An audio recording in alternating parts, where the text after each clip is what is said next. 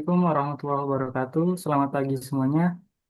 Pada kesempatan kali ini, kelompok kami akan memaparkan materi tentang peran agama dalam kehidupan manusia. Semoga penjelasan ini bisa menambah pemahaman kita tentang pentingnya agama dalam kehidupan sehari-hari. Namun sebelum itu, izinkan kami untuk memperkenalkan diri kami masing-masing. Perkenalkan, nama saya Muhammad Zikri Alibari dari program studi S1 Manajemen.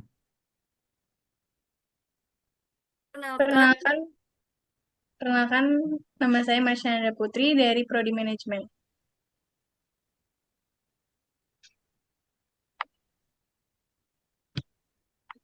Perkenalkan, nama saya Lavena Putri Nikita dari program studi S1 Bisnis Digital. Perkenalkan, nama saya Teresa Fatin dari program studi S1 Manajemen. Perkenalkan, saya Putri Intan Kirana dari program studi Pendidikan Akuntansi. Next.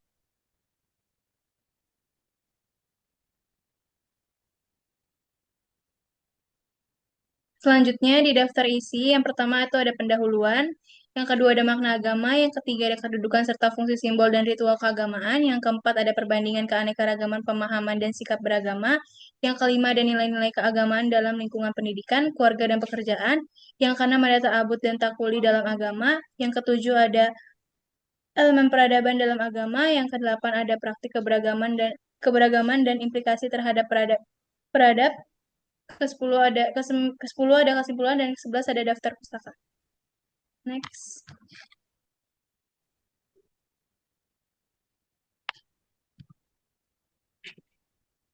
Pendahuluan. Agama memiliki peran penting dalam kehidupan manusia. Sejak zaman dahulu, manusia selalu mencari makna, tujuan, dan arahan hidupnya. Dengan agama, manusia memperoleh ketenangan batin, arah kehidupan, dan landasan dalam bersikap. Selain itu, agama juga menjadi perekat sosial yang mempererat hubungan antar individu dalam masyarakat. Oleh sebab itu, mempelajari peran agama sangat penting untuk memahami bagaimana agama mempengaruhi pribadi maupun kehidupan sosial. Next.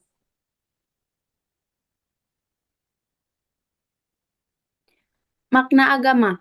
Agama pada dasarnya merupakan sistem keyakinan yang menghubungkan manusia dengan Tuhan serta menjadi pedoman dalam menjalani kehidupan. Agama mencakup sistem kepercayaan, simbol, dan praktik yang dijadikan pedoman dalam mengatur hubungan manusia dengan sesuatu yang dianggap sakral. Selain itu, agama juga mengajarkan nilai moral yang berfungsi sebagai landasan perilaku sosial. Makna agama bisa dipahami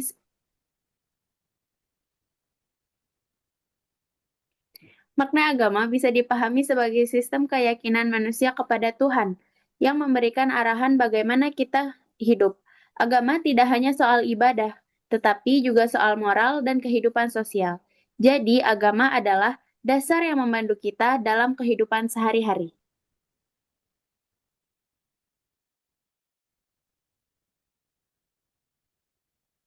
Selanjutnya ada kedudukan dan fungsi simbol dan ritual. Jadi sini aku mau jelasin dulu, simbol itu dalam agama punya kedudukan yang penting. Jadi simbol bukan sekedar tanda biasa, tapi mengandung makna yang mendalam. Misalnya salib dalam agama Kristen bukan hanya bentuk kayu, melainkan lambang pengorbanan Yesus. Terus juga dalam Islam, Ka'bah juga bukan hanya sekedar bangunan, melainkan pusat arah ibadah dan simbol persatuan umat Islam. Jadi kedudukan simbol adalah sebagai jembatan antara hal yang nyata dengan nilai spiritual yang abstrak. Dan selanjutnya ada fungsi simbol. Uh, Simbol dalam agama ini fungsinya banyak. Yang pertama itu simbol bisa mengingatkan kita pada ajaran agama. Contohnya kalau lihat Ka'bah langsung ingat sholat atau haji. Terus yang kedua itu simbol jadi tanda identitas dan kebersamaan. Misalnya seseorang memakai kalung salib, otomatis kan terlihat dia itu bagian dari umat Kristen. Nah itu bikin rasa persaudaraan itu lebih kuat. Dan yang ketiga itu simbol membantu memahami hal-hal yang sulit dijelaskan. Jadi Tuhan itu sifatnya abstrak, tapi lewat simbol tertentu kita tuh bisa lebih mudah menangkap maknanya. Dan selanjutnya jadi jadi cara menyampaikan pesan iman. Jadi tanpa kata-kata panjang, simbol juga bisa langsung memberi makna yang dalam bagi orang-orang yang mengerti. Dan di sini ada contoh-contohnya kayak Ka'bah, terus salib, terus ini simbol Om dari Hindu, terus ada dari Buddha itu ada ini apa sih? Ada lotus dan dalam Konghucu itu ada yin yang. Terus selanjutnya kedudukan fungsi ritual. Jadi ritual dalam agama adalah tindakan atau kegiatan keagamaan yang biasanya dilakukan berulang-ulang, misalnya sholat, misa, sembahyang, puja, atau meditasi. Jadi kedudukannya sangat penting karena ritual jadi bentuk nyata dan dari iman. Jadi bukan cuma keyakinan dalam hati.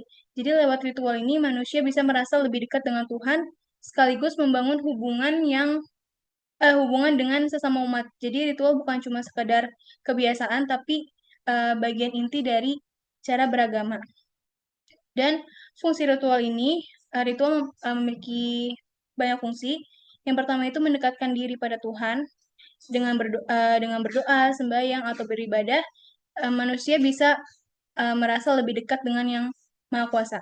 Terus yang kedua, ritual melatih kedisiplinan dan menanamkan nilai moral. Jadi misalnya sholat 5 waktu melatih kita untuk tepat waktu, puasa melatih kesabaran, misa mengajarkan kebersamaan.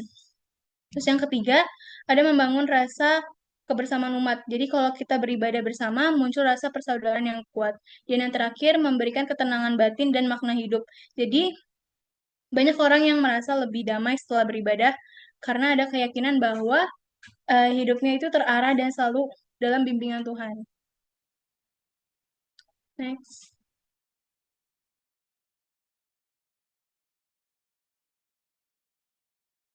Selanjutnya, ada keanekaragaman, pemahaman, dan sikap beragama.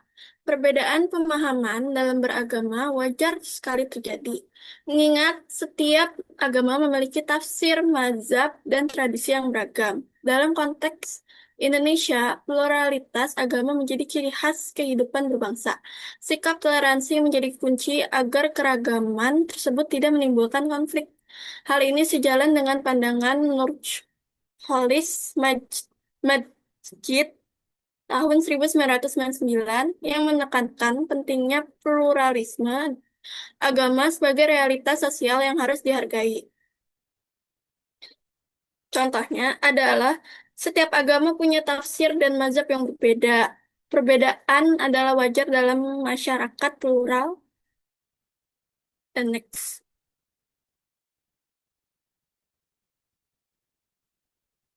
Selanjutnya juga ada nilai-nilai keagamaan dalam lingkungan pendidikan, keluarga, dan pekerjaan. Agama memberikan nilai etika yang bisa diterapkan dalam berbagai aspek kehidupan. Dalam pendidikan, agama menanamkan karakter seperti kejujuran, disiplin, dan tanggung jawab. Dalam keluarga, agama berperan sebagai pengikat moral yang menjaga keharmonisan, sementara dalam dunia kerja, nilai-nilai seperti integritas, profesionalitas, dan etos kerja dapat tumbuh kuat bila dilandasi ajaran agama. Contohnya, dalam pendidikan bisa menanamkan kejujuran dan kedisiplinan.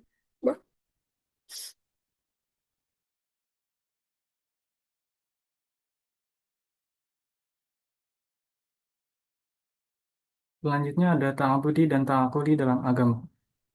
Dalam Islam, ta'abudi berarti ketentuan hukum di dalam nas atau Al-Quran dan Sunnah yang harus diterima apa adanya dan tidak dapat dinalar secara akal. Ta'abudi berasal dari bahasa Arab sebagai masdar dari fi'il ta'abbada ya ta'abbadu ta'abbudan yang berarti penghambaan diri, ketundukan, dan kerendahan diri, kepatuhan, penyembahan, ketaatan kepada Allah Subhanahu wa taala. Secara terminologi, ta'abudi adalah ketentuan hukum di dalam nas atau Al-Quran yang harus diterima apa adanya dan tidak dapat dinalar secara akal. Seperti contohnya hukum tentang sholat dan puasa. Kita mengetahui bahwa tata cara untuk sholat dan berpuasa itu sudah ditentukan dalam Al-Quran dan Sunnah, sehingga kita tidak dapat merubah hukumnya melalui akal kita. Dan kita tidak tahu mengapa hukum tersebut diberikan. Hanya diturunkan saja tanpa mengetahui alasannya. Kedua, sedangkan ta'akuli adalah ketentuan nas yang masih bisa diinterpretasi. Dengan kata lain, ketentuan ini bisa memberikan pemahaman kepada manusia mengapa dan kenapa hukum ini diciptakan. Seperti contohnya ketika kita sebelum sholat, itu harus berwudu terlebih dahulu atau mensucikan diri. Karena sebelum sholat kita harus suci agar ketika kita menghadap pada yang kuasa dalam keadaan bersih. Kemudian lebih lanjut, tentu keduanya harus berjalan beriringan agar ajaran agama tidak hanya dimaknai secara kaku, tetapi juga dapat menyesuaikan dengan perkembangan zaman dan adat istiadat masyarakat yang menganut agama Islam. Oke, boleh di next.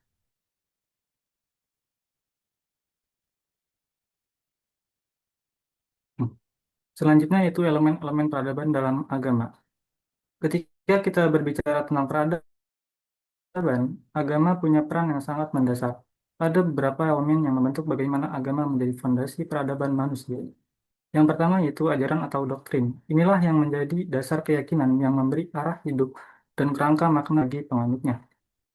Seperti yang dijelaskan Ninian Smart, doktrin menjadi salah satu dimensi agama yang membentuk cara pandang sebuah peradaban.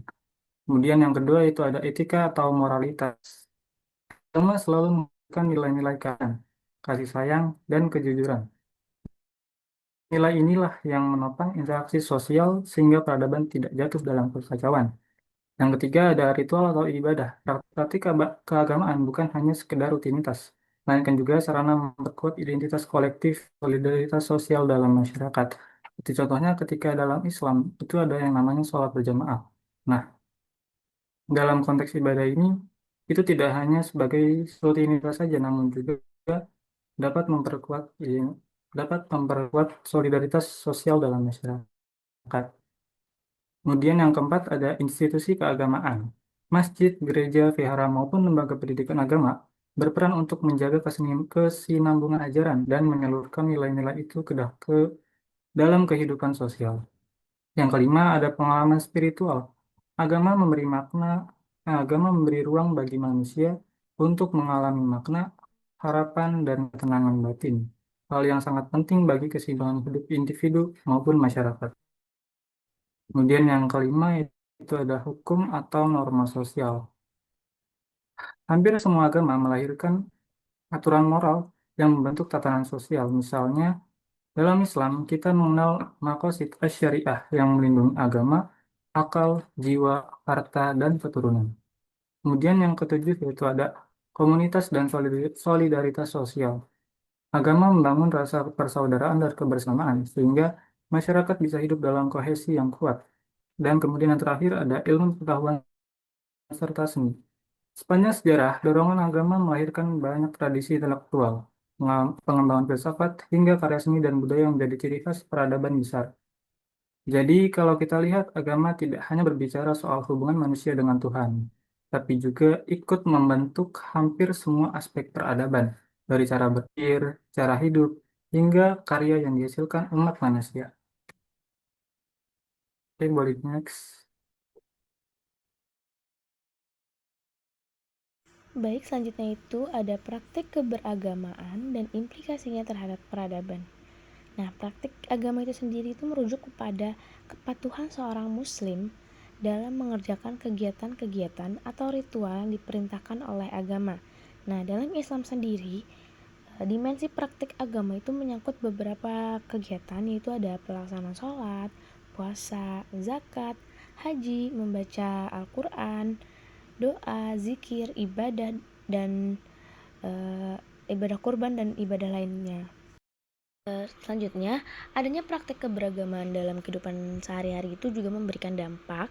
Contohnya pada bidang pendidikan, di mana terdapat pelajaran agama yang mengajarkan mengenai hal-hal yang ada pada agama dan menjadi tolak ukur untuk pembelajaran tingkah laku peserta didik seperti yang kita lakukan. Selanjutnya ada politik, itu menjadikan agama dalam berperilaku politik. Selanjutnya ada ekonomi, itu agama sebagai tolak ukur untuk mengatur perekonomian dan keuangan.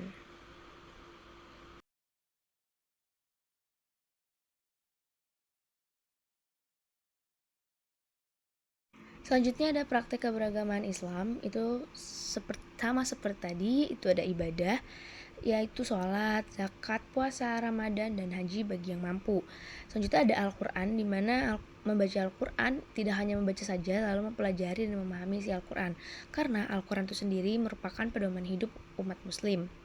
Selanjutnya ada akhlak dan etika, di mana Islam menekankan nilai moral seperti kejujuran, kasih sayang, keadilan, dan tanggung jawab. Selanjutnya ada toleransi dan kerukunan. Islam menekankan pentingnya hidup berdampingan secara damai dan toleransi. Lalu ada pun implikasi terhadap peradaban, contohnya itu ada pembentukan karakter, harmoni sosial dan toleransi, pengembangan ilmu pengetahuan, dan ada akulturasi budaya.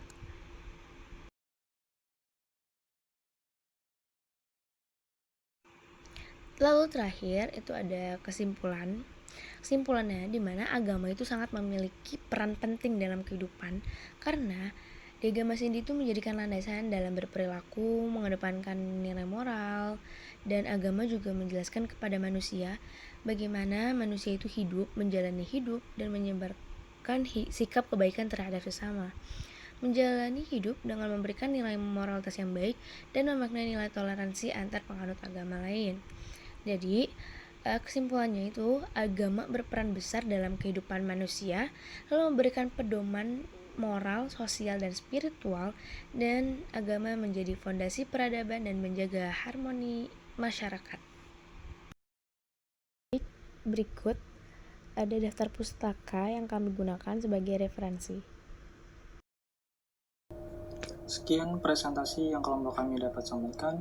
Semoga materi yang kami bawakan pada pagi hari ini memberikan manfaat bagi kita semua.